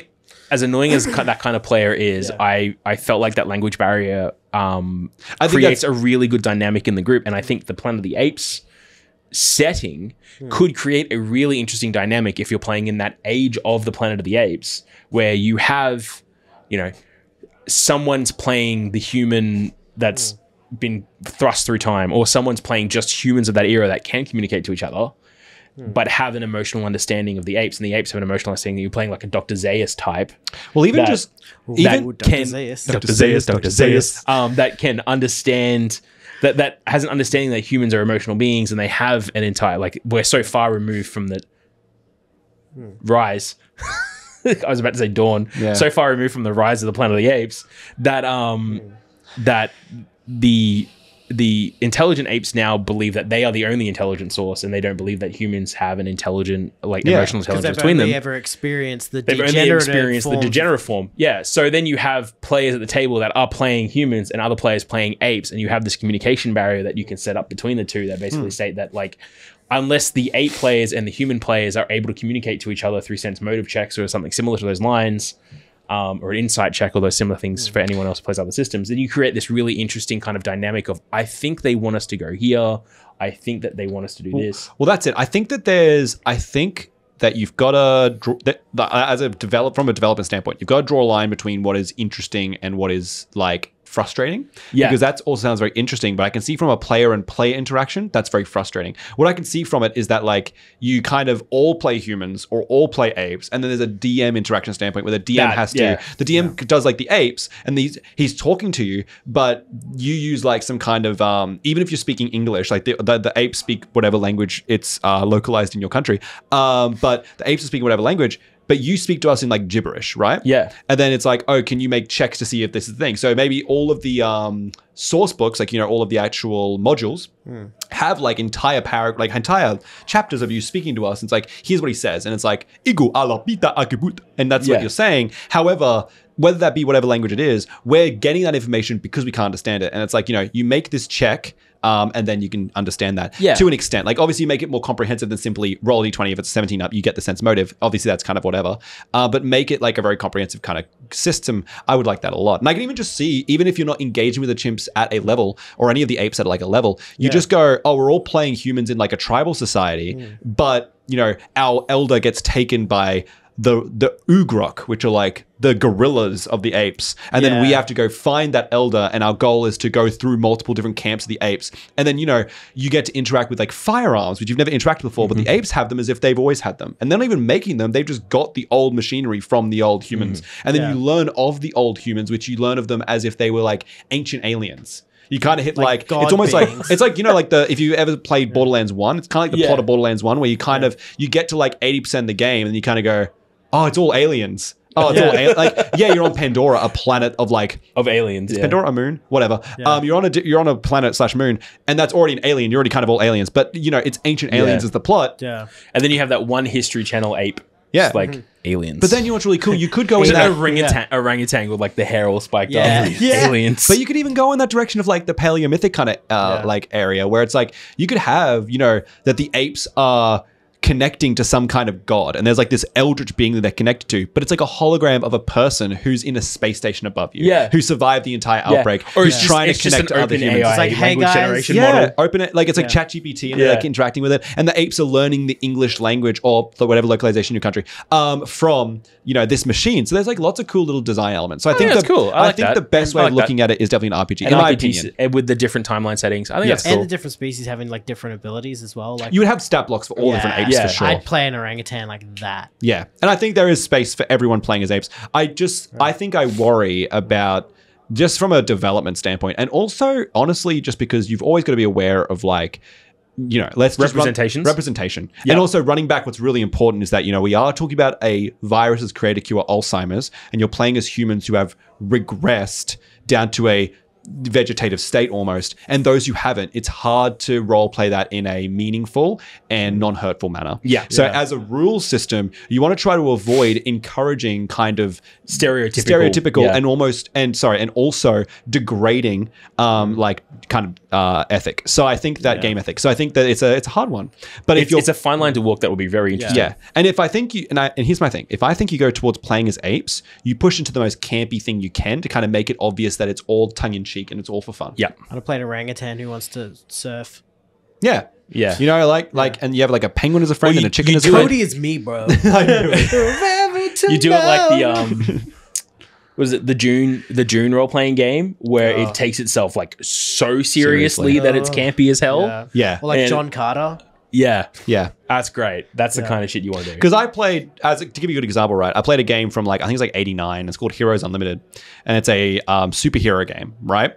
But going through some of its source books and reading about some of its rules and such, it's definitely a product of its time. It's very, very hurtful, disgraceful, rather sexist, and honestly just not in good faith book. And we had fun in the setting with the rules of it that we did use, but there are a lot of rules where I can imagine a lot of like people interacting with that didn't understand just how hurtful these stereotypes were. Absolutely. So I think that's just what, especially in today's economy, it's what you need to be aware of. I think always, but I just want to make clear that, you know, that's something that's important. And especially when we talk about this kind of touching on these subjects. So yeah, it's also like a really cool. So yeah, that's what I would do. I think my answer to the earlier brainstorming session for our games, I would just want to do like a Jack and Daxter TTRPG, but like in the Jack 2, Jack 3 era where it's like Haven City, you got like Crimson Guards and the robots and the metalheads and that side of thing. So you can play as like members of the rebel, like, you know, the rebel uprising, or you can be like post Jack 2 era where you're like in the guard, or like... That really just sounds like a Genesis source book. Probably. I think so. I think that's well, I think that's epic as a person who loved Jack. I do think that's niche though, right? That's got to be like what's your audience? Like, that's what I worry about. Where I'm like, the 23 people on DM's Guild, right? I think with World of Warcraft, you kind of just go like, you capture an already live audience. And I think with like generic kaiju's, I think I've hit like people, even if they haven't touched Godzilla before, might just think a giant squid monster is cool. And everyone knows what Pacific Rim was, even though they haven't all watched it. And I'll be all over the Jack game, the RPG. But I wonder that, or it was going to be a Transformers War for Cybertron skirmish game. That's the most goated shit ever. I've actually talked about this with you before, where we were talking about how, like, you know, you just you bring along your robot form and your car form, and if you're in your War for Cybertron era, right, you actually don't have a car form. You have like a ground vehicle and air vehicle form, and you have ground, air, and space, and then you have a transformer. So the game is a skirmish game with 4 models each, but you only bring 1 model to the table, and you switch it out as you need to do certain things. Which is just fun. That's just a cool thing. I like any game. He's like jumping between Aeronautica Imperialis. Yeah, basically. But then like Form for Soundwave is just a cassette player. Yeah, little cassette player. Is it Movement 0? No, but that's the thing, right? But I blast sound. No. He would turn to the cassette player, and then you'd have Ravage and Laserbeak that would jump out. They're 2 little models, and you'd play as those 2s. It'd be like you're splitting into 3 objects, and then if they got to, you'd use them to kind of fight them, but then they'd start running towards Soundwave, and you're like, quick, and you return them and transform into a car and drive, or transform into a plane. So you got Aeronautica Imperialis, you got Kill Team, and then you've got Gaslands. And basically, all having the same time. Grimlock and the Dinobots. Yeah, and the Dinobots, you know, that'd be really cool. And like Grimlock turns into a tank as well, right? So it's tank, dinosaur. So you skip the sky form for a dino form. Like that's just it's kind of up that we don't have a Transformers game. There's some really good possibilities. I mean, I think I've said it before. There is one out I think I've said it before. There's an RPG. There's a Transformers RPG. There's a Transformers RPG. It's out there now, actually, on the shelf. And then of course, like I said, I think I said a couple of episodes ago too. There's a G.I. Joe Rise of Cobra. Like and they RPG work as well. together, right? And there is they work together, same system, and then there is a crossover book where you can play G.I. Joes and Transformers against Decepticons. Snake Eyes. And Cobra. I'm going to say what I'm going to say it again, okay? G.I. Joe is fucking lame. G.I. Joe sucks. Sorry. You know what? I'm sorry. That's fine. G.I. Joe sucks. Transformers are really cool. G.I. Joe is good when it's small soldiers. Yeah, you know what? Archie, leader of the Gorgonites. You know, like... There's an IP. Small Soldiers yeah. RPG. Yeah. Small Soldiers skirmish game. What's that? Is Using there a new using the actual new, action, Is there a new game coming out? A new movie for Small Soldiers? I think it's a TV show. TV show. Yeah, There's they're like doing, something coming out for them. streaming series. Yeah, a new show for Small Soldiers. And I saw the trailer for it. It so looks keen. so good. Yeah. It looks so good. They're like the evil. I can't remember the names. Is the Gorgonites good guys? They're good guys, right? Yeah, they're Yeah. the monster guys. Yeah, there's like an evil yeah. like alien force, and they like slip out the fucking like closing glass sliding door. She like smacks the girl. She's like, no, she can't get past. Like it's like Buzz Lightyear because she can't set off the sensors. Anyway, it's very cool. It's very cool. But yeah, there's so many cool options. There's possibilities. But yeah, Transformers is just so cool. That's a good I'm so selfish because I don't really want the Transformers game because I want to play it. I just want Transformers miniatures. Miniatures, to paint, yeah. Because Transformers are so fucking cool. Yeah. Would it be cool if they made the miniatures also transformable? Yeah, well, of course. Well, you Yeah. could just buy those. Yeah. Those are just Transformers, buddy. This is true. Yeah, Yeah, those those are are just just Transformers. Get them on like a 200mm base and just Yeah. Now you're just playing like super Imperial Night Fight. Yeah, you know what I mean? Yeah. That's kind of neat. But yeah. What would I do with Planet of the Apes? I think I would do something similar to like a mix between Pandemic and Game of Thrones. Okay, so you're focusing on this kind of like... I'm focusing on the outbreak. Rise era. the Yeah, Outbreak okay, era, cool, right? cool. That's interesting. Whether you have maybe asynchronous gameplay where some players are playing different like tribes of apes and some players are playing different organizations, human organizations, all with different goals. You know, where you have like I want to say like the circus apes that are like the abused medical apes that have the trauma that makes them. Well, I want to say have the trauma. Like there's a Let's call them correlation. government apes. Government apes, G-man apes. G-man apes. Let's call them The G-man apes are the ones that want to violently uprise, whereas Caesar's tribe is more we can coexist kind of people. Yeah. And then you've got like the militaristic humans that are like, we must wipe out all apes. So we have the G-man apes, and then we have the other apes. We call these ones the... Unity apes. No, I was going to say... I lost the word. I was going to say they're the hippie naive apes. Naive apes, The yeah. naive apes. Naive apes. Yeah. They will come to take us all. Naive apes, and then you've got like the military humans that want to wipe out all the apes to protect the human race. And then you got like the geneticists or the scientists that are trying to prevent the outbreak. And then you got like intermixed, like you're all playing the same game board and you're all playing with the same resources, but you all have different goals and different styles of play. And like there's like this kind of zoning, like almost storm mechanic where there's like these areas that are so riddled with this virus, like, you know, humans can't interact with it in a certain way, or it like interacts with apes a certain way. Like, you know, if you're playing certain different ape factions, maybe you're the it's really vibing the same as like, I don't know if you've ever played the June board game. I played it once. Where there's I played June there's Imperium. No, I played the June board game. The June board game has like a sandstorm going around the board. Yeah. That also leaves resources behind. So something like an outbreak kind of system where human populations are getting outbreaks happening that are allowing easier expansion for apes and a diminishing capabilities of humans, but then the humans are also trying to fight with the same resources. And that's why I'm thinking like asynchronous gameplay would be very interesting. It's very hard to design, don't get me wrong. Like whoever designed June the board game, as punishing as that game is, props to you. You have created a game that has 12 different factions fighting different ways, all for different goals. Well, it's kind of like Twilight Imperium's a lot like that too. A little. That's a bit more homogenous, but it's definitely quite like that as well. They definitely play it quite different ways. But it's very asynchronous, and I think that's I think there's something there. Yeah. No, I definitely agree. I think that's a great idea. I think 100%. The only thing I think doesn't work is the war game for me. Yeah, That's the only thing for me that doesn't work. I think that opens like you said, opens up way too quick for tropes. Yeah. And most importantly, it's just surface level and not interesting. I just don't think if I sort of plan the Apes game, like what's interesting is we're getting the skirmish game come out. I think is it Mantic? We can't say that about everything. We can't say everything's Mantic. I don't know if it is, but the Halo game coming out. Who's doing the Halo game? I think Mantic is doing the new Halo game. I might be right about this one, but there's a new Halo game, a new Halo skirmish game. We're getting announcements next month. Dating the video now. We're getting them in March coming out. It's a Halo skirmish game, and I think Halo is a great example of a setting where at a surface level, it's cool. Like at a surface level, you could do this kind of stuff because that's all you want from it. That's all you care about. You want Spartans versus the Covenant. You want elites, grunts, Spartans. They're all shooting each other. That's fun. That's gameplay.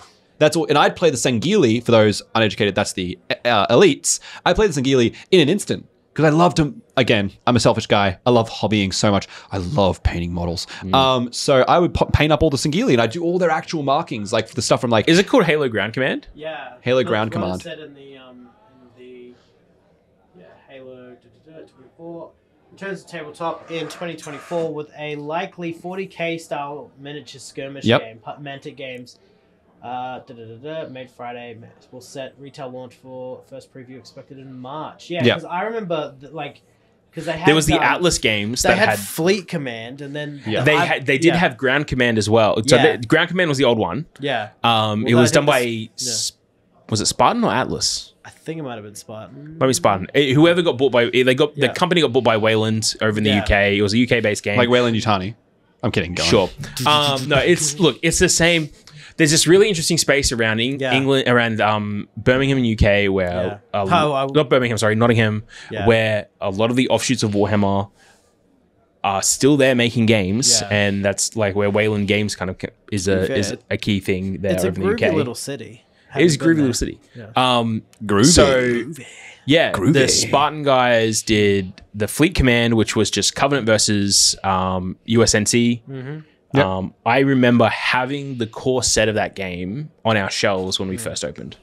Yeah. Back in 2016. Yeah. I'm also now annoyed that I did not get a set because I really liked the idea of it. Yeah, I mean, Covenant ships are cool. You get Banshees and shit. Yeah. Fucking cool. It was more fleet naval battle.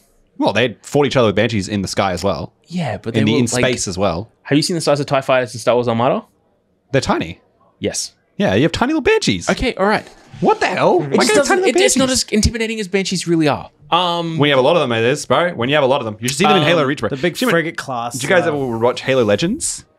Yes. The Banshees in Halo Legends is like fucking... Is that the anime? Yeah. There's a few anime ones. It's like, they're all Japanese It companies. was the anthology one, right? Yeah. Where it's just like 10, 15 minute videos. Yeah, I like the that. Animatrix for Halo. Yeah, I like that more than anybody. Yeah. Like, most people are like, you like Halo Legends? It's kind of like, you like the monkeys? I remember watching it. Yeah, I loved Halo Legends. Yeah. When she's like running through and he flicks both the grenades and like throws them left and right as it's like the 3D one. They're like the team with Master Chief that they like wasn't canon at all. But he had like his whole team and like she's running through with the twin SMGs, like just killing grunts and things, like running like the whole, and he's like, detach the ship, and he's like, but sir, our men, and he's like, detach the ship. This is long before Endgame, by the way. Yeah. Detach the ship, and the whole Covenant cruise is like detaching piece by piece, and they have to like jump in space and jump between them. Do you remember that? You didn't watch Halo Legends. I did. You I was liar. very young. Yeah, whatever. It's been a long time. It's been a long time. Dude, I was probably younger. Anyway, sorry. But yeah, Go on. the Ground Command was... I think that wasn't the point at all. Sorry, go on. I think Ground Command was like just a little bit smaller than 40k mil. Yeah, I think these are also meant to be smaller. Yeah. These are 28 mil. They're going into These are those. It's just 28 mil. I think this is a 28 mil game. 40k is a 32 mil game. Yeah, I think it was like a 20 mil or something like that. It was just a little bit weirdly smaller. Well, these models look pretty cool for Mantic models. You know how Mantic models always be. But these look really cool. Look, the point they I'm making make cool stuff, but they're very licensed. It's the same as Marvel packs. Well, okay, sure. I don't disagree. I'm just saying, look, my point isn't that this is going to be a great game, all right? My point is that this will sell me because it's Halo.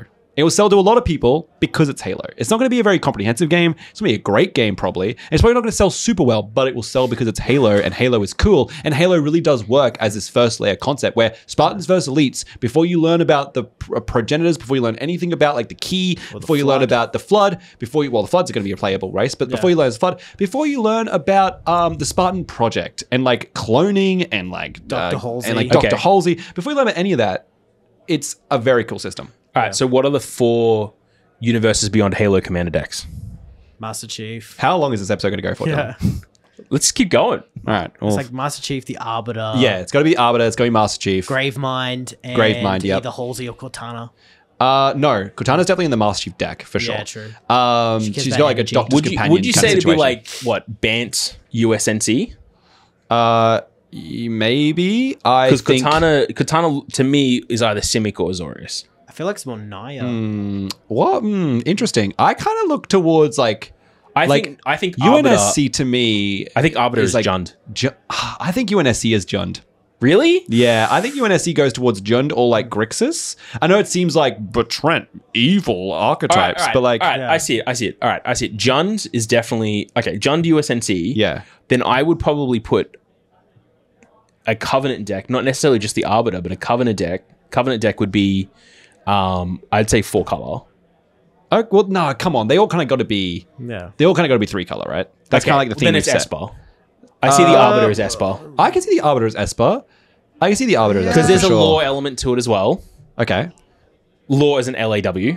Oh, okay. Yeah, sure. Of course. Yeah. Yes, I can see Esper. Yeah. I can I'm just thinking see. like brutes and hunters. Like I Well, wanna Hunters, say- I could definitely see as like Demir. I can see Hunters being like Demir. There's a level where they're very like greeny or Yeah. they're kind of in the green space. But I think that's only because they're large. But I think black blue goes into like your big large things like Hullbreaker Horror and such. Those black like blue Grim archetypes Grin like and- Grim Grin then and your like grunts are like- Gyruda. There's a lot of Yeah. black blue kind And then of. your grunts are like blues or whites. Yeah, like little blue, or even just like black, like little black, like grunts. I don't think that's bad because they're just like grunts are pretty innately evil creatures. You know what I mean? Yeah. They Like breathe you don't. farts.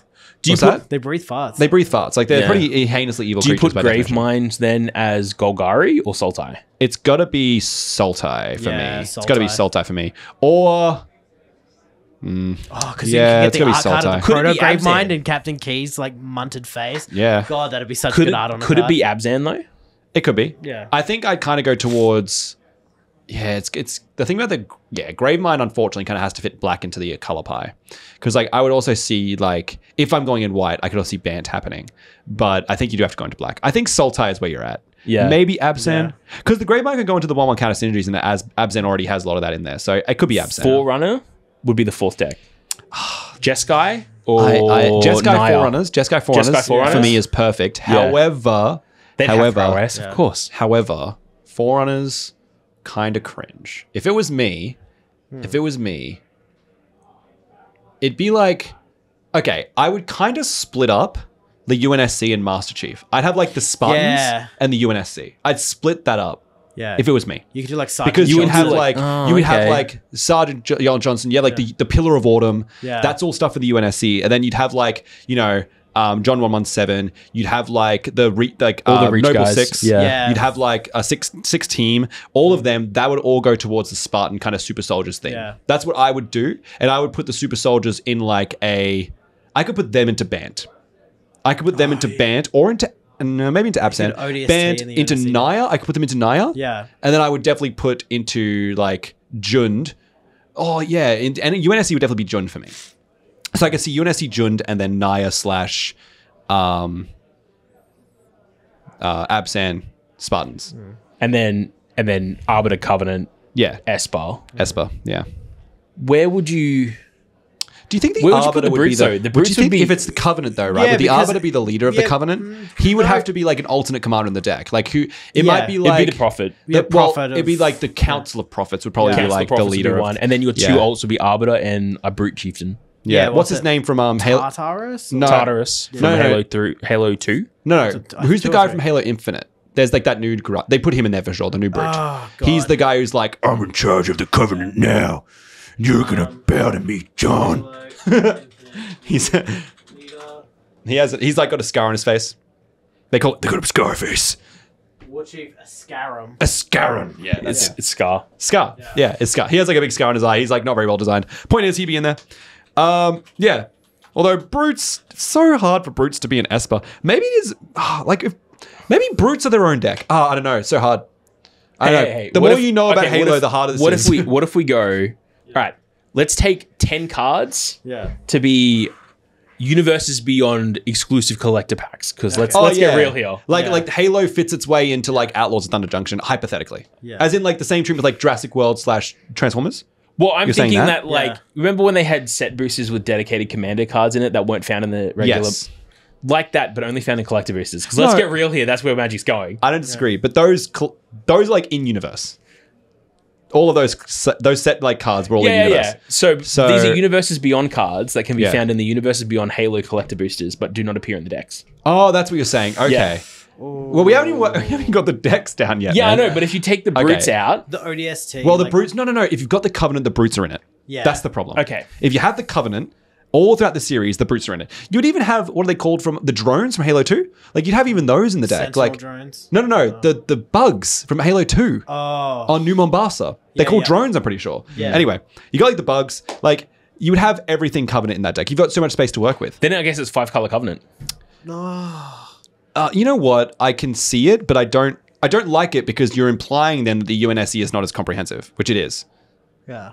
Even though I know it's just like all dudes, there aren't like hunters in the UNSC. But like the UNSC is a vehicle deck, by the way, because you got like Pillar of Autumn, you got like Hornets, you've got like all that stuff. You got vehicles in the Covenant, but you would have not as many. The USNC mongooses. The USNC deck is vehicles, but they're like sacrificial vehicles as well.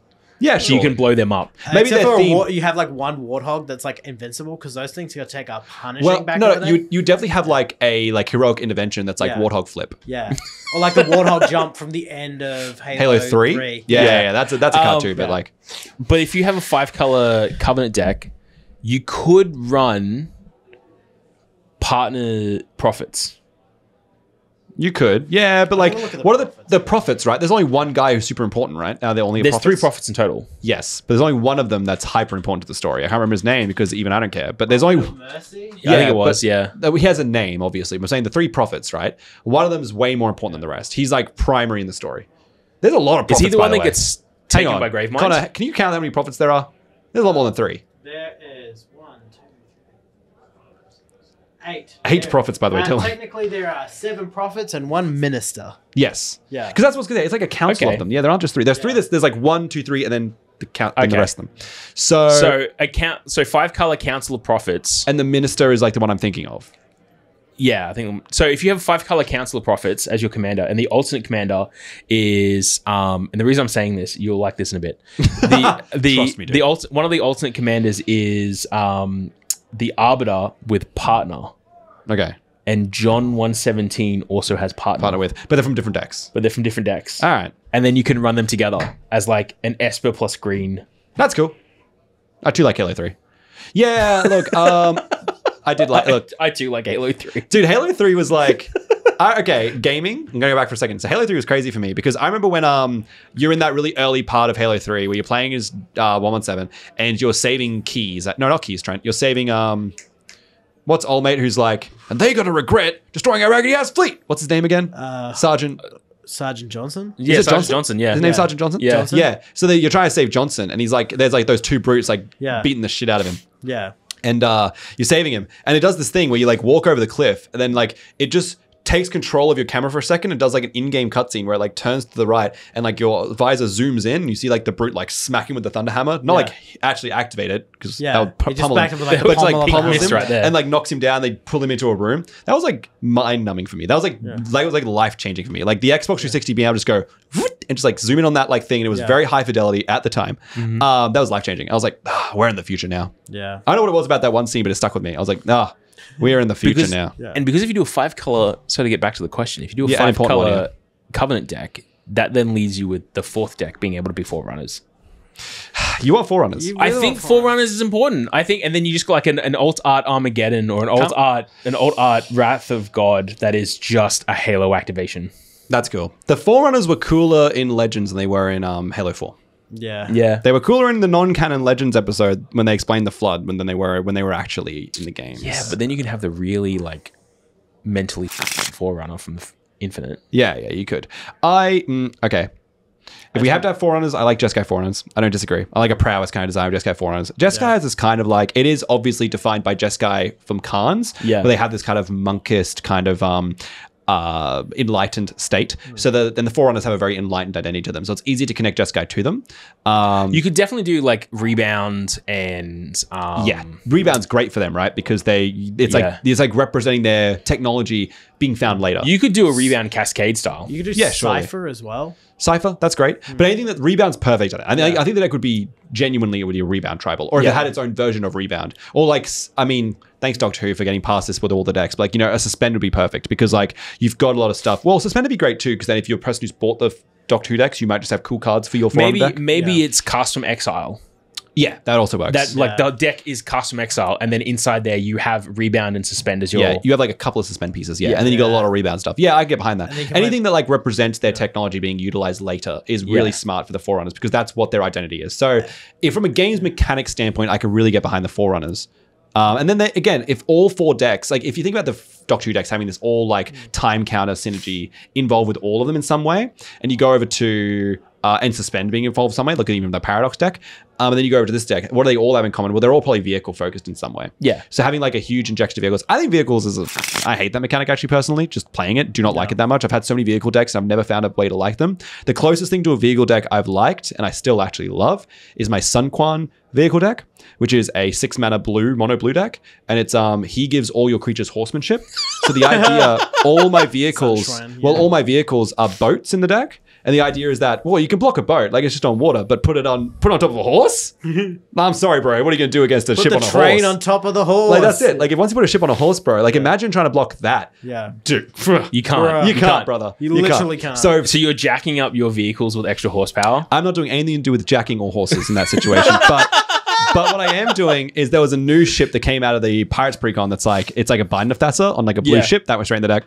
Anyway, so the best part about the vehicle deck is not that they're vehicles, that they're physically boats. But I digress. I have an Nautilus ship in the deck. Anyway, which can teleport through planes. Meanwhile, put it on a horse. Anyway, can't stop it. So that's like the very memey part of that deck, which I love to bits. However, I do not like vehicles. So personally, I'm already like kind of like ugh, at the idea of them all being vehicle dependent. Maybe there's a Jund. That's good. Maybe there's a Jund artifact build, a Jund artifact deck that has a mixture of vehicles and equipment, because obviously you have all of the UNSC weaponry as well. Yeah, of You know what's funny? There's a meme format for Commander called Warthog, and it's literally like just partner any vehicle with your Commander. That's cool. So that's cool. they're kind of a fun little thing, and maybe you get like a, you know, some sort of like partners with, or like Battle Bond. Yeah, you know, partner where you with. have you partner with. So it's like, I've got my my wheelman. Sergeant Marcus Johnson partners with Stolen Scarab. Well, yeah. Well, unironically, right? Unironically, you could definitely have like the Arbiter and a Banshee. You can have like Master Chief and the Warthog. Yeah. You can have like all of these. That's actually not bad at all.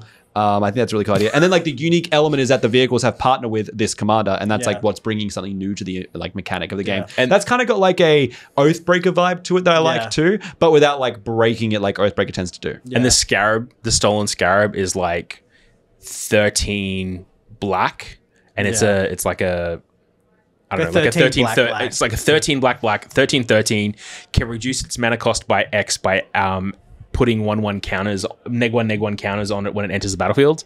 So it's like you've made it cheaper to play, but also a lot weaker. Yeah. That seems broken in Legacy. Yeah. But yeah, I like that a lot. That seems heinously broken in Legacy. I played Malira and just suddenly.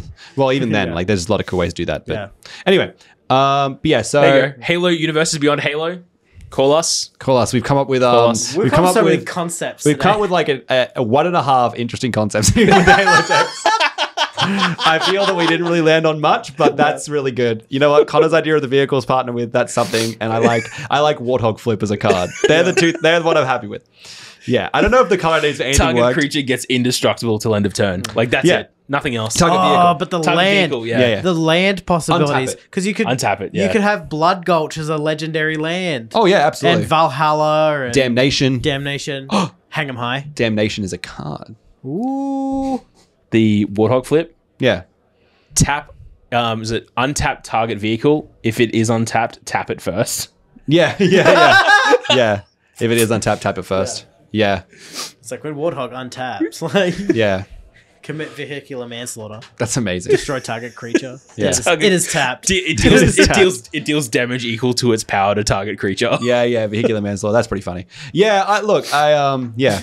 There could be like you get like an alt art for like Wrath of God, which is like Killionaire. Yeah. That's cool. And then like Farewell, it's like Killtacular. Yeah. You're ruining all the showcase variants. One with nothing is Suicide.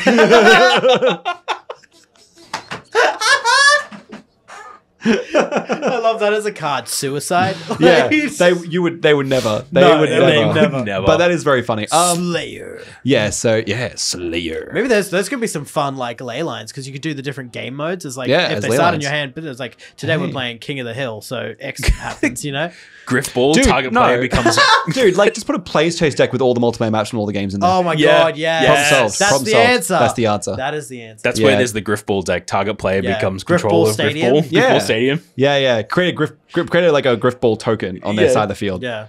Yeah, that's amazing. An artifact, whatever you deal damage to, it's just a monarch token essentially. It's like pay 3 generic, tap this artifact, you control this artifact, any player may activate this ability. I want my legendary And then it's Agent like- Washington. and then it's like when creatures you control get- when you take control of this artifact, draw a card. Yeah, or like creatures you control get ++0. Yeah. That kind of stuff. Like something's very, very basic, like a little uncommon cute thing that everyone Agent can play. Washington. Yeah, Agent Washington. Amazing. But yeah, so that's cool. I think there's some really cool ideas there for Yeah, Halo. Universes Beyond Halo. Let's Get after Let's it. get on. This is our most episode. This episode has gone nowhere fast. We've gone It's gone nowhere. perfect. We've gone.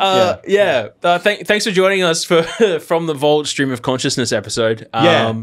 I don't know where we started. We're gonna call this episode Rise War Dawn War Rise Dawn Dawn Roar Dawn Rise of the Halo of the structure Halo decks. of the Where Apes. did we Of the Halo start of the Apes. from? Where did we go? Where did we come from? Planet of the Apes. Planet. Yeah, listen. Yeah, it's Yeah. We started seriously. from Rise of the Planet of the Apes. We established that. Why are we like, starting with Rise? that I don't understand either. Dawn. Thanks so called much. Dawn. Thanks so much for joining us for this absolute like mind destruction of an episode. We were going to talk about Toy Fair. We we decided still will in an episode. in an soon. episode. This word spaghetti is just way better. Like, This had has been fun good today. fun. We've had fun today. Thanks so much for joining us. Thank you, Trent. Thank you, Dylan. Thank you, Connor. Connor. We appreciate Yeah, you. didn't even plan that one. We've been doing this for many episodes. Don't forget to like the video, subscribe to the channel. Let us know in the comments, what would you turn into a game? What favorite game or media element franchise that doesn't have a game currently? And that could be any type of game. Any type of game. What would you do? What would you make it? Do not tell us what you would put in the Halo, the Universe Beyond structure decks. I don't want to know. I don't want to know. Do not do that. I don't want to see it. But if I do see it, I will respond. you know what? But I don't want to see it. Outlaws of Thunder Junction. I just think about it now. The special select collector cards. They could have killed it with some Thomas the Tank Engine because Cowboys love trains. And with that, we're going. Anyway, we're out. Wash your goddamn hands. Wash your goddamn hands. Thanks so much for joining us. Like the video, subscribe to the channel, all that good stuff. Bye. Like us on Spotify. Like us on Spotify. Yeah, Spotify. All that. Goodbye, Bye. everyone. Bye, all. Bye. Bye. All right, now we have to do an intro.